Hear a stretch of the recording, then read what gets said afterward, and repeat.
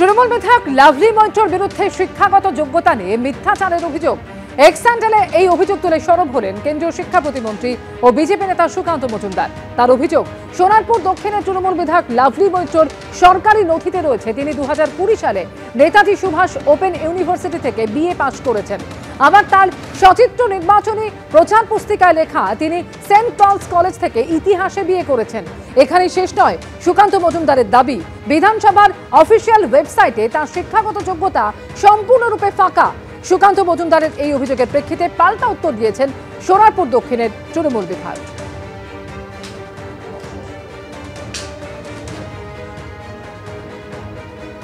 জানতে চেয়েছি সত্যিটা কি।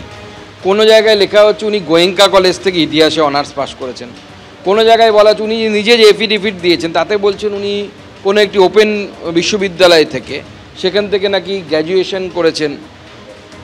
রাজ্য বিধানসভার যে তথ্য সম্ভার সেখানে দেখা যাচ্ছে ওনার এডুকেশনাল কোয়ালিফিকেশনের জায়গায় কিছু লেখা নেই। তো এক এক জায়গায় এক একটা কেন? তৃণমূল কংগ্রেস আবার যেখানে লিফলেট বিলি করেছে বা তার যে প্রচার পত্রিকা বিলি করা হয়েছে তাতে এক ধরনের কথা বলা হচ্ছে। তো সত্যি কোনটা সেখানকার মানুষের তো জানার অধিকার আছে যে আমার বিধায়ক বিধায়িকা তিনি কতদূর পড়াশুনো করেছেন, সেটা জানার অধিকার নেই? সাধারণ মানুষের তো জানার অধিকার আছে। তো এই ধরনের বারবার মানুষকে বোকা বানানোর চেষ্টা করেন। আমাদের প্রশ্ন হচ্ছে এটাই, কি মমতা বন্দ্যোপাধ্যায়ের এরা পদাঙ্ক অনুসরণ করে বলে এরকম জালি পিএইচডি ডিগ্রির মতো কি সবাইকে জালি ডিগ্রি দেখাতে হবে বা জালি ডিগ্রির কথা বলতে হবে নাকি? কোন একজন হাফ প্যান্ট মন্ত্রী কেন্দ্রের তিনি আমার সম্পর্কে কিছু ওনার এক্স হ্যান্ডেলে বোধহয় প্রকাশ করেছেন। সরকারি নথি অনুযায়ী ইলেকশনে যখন আমি প্রার্থী হয়েছিলাম, নমিনেশন ফাইল করার সময় সরকারি নথিতে পরিষ্কার উল্লেখ করা আছে যে নেতাজি সুভাষ ওপেন ইউনিভার্সিটি থেকে আমি আমার গ্র্যাজুয়েশন কমপ্লিট করেছি এবং সেটা তথ্য প্রমাণ সমেত সবটাই দেওয়া আছে। সেটা উনিও কিন্তু উল্লেখ করেছেন। সেটা বাদ দিয়ে বাকি কোথায় কি আছে, কোথায় কি প্রিন্ট হয়েছে, কে প্রিন্ট করেছে, কোথায় কি আছে কোথায় কি নেই সেটা আমি জানি না, আমার জানা নেই। বা কোথাও যদি প্রিন্টিং মিস্টেক হয়ে থাকে, কোথাও যদি ভুল ইনফরমেশন থাকে, সেটার দায়িত্ব কিন্তু আমার নয়।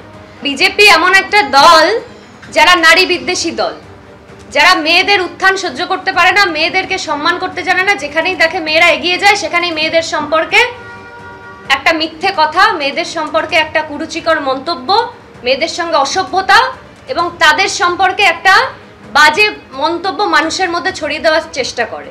এটা বিজেপির কালচার। এআই করা ছবি নিয়ে সরব প্রাক্তন টিএমসিপি নেত্রী রাজন্যা জানিয়ে আক্রমণ করেছেন বরানগরের তৃণমূল বিধায়ক।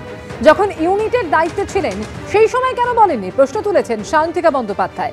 দলের ভিতরে কেউ অন্যায় করলে প্রতিবাদ করা উচিত ছিল, দল ব্যবস্থা নিত, মত সায়ন্তিকার। প্রাসঙ্গিক হওয়ার চেষ্টা কটাক্ষ করেছেন বরানগরের তৃণমূল বিধায়ক।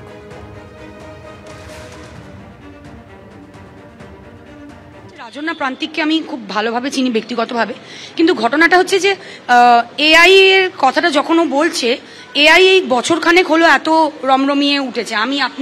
আমরা সবাই এখন ফোনে চ্যাট জিপিটি, এআই সমস্ত দেখছি। এর আগে কিন্তু এআই অতটা আমাদের মধ্যে প্রচলিত ছিল না। জানি না যারা করেছে তারা হয়তো করেছে, আমি জানি না।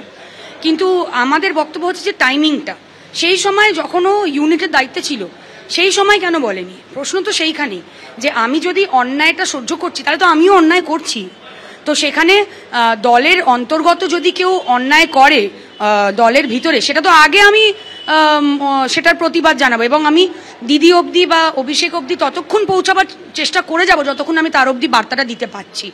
যদি কারোর মাধ্যমেও আমাকে পৌঁছাতে হয় আমি ততক্ষণ চেষ্টা করে যাব যতক্ষণ আমি তাদের অবধি পৌঁছাতে পারছি। তো সেইগুলো সব না করে এখন একটা প্রাসঙ্গিক হওয়ার একটা কি বলবো লক্ষ্যে, এখন নিউজ চ্যানেলে ভেসে থাকার লক্ষ্যে এখন এটাকে অত বড় করে তুলে ধরা। তারপরে আবার আজকে প্রথমে তো সে বললো যে আমি প্রশাসনের কাছে আমি দলের কাছে গেছি। দল যদি বলে প্রশাসনের কাছে করতে তাহলে আমরা যাব।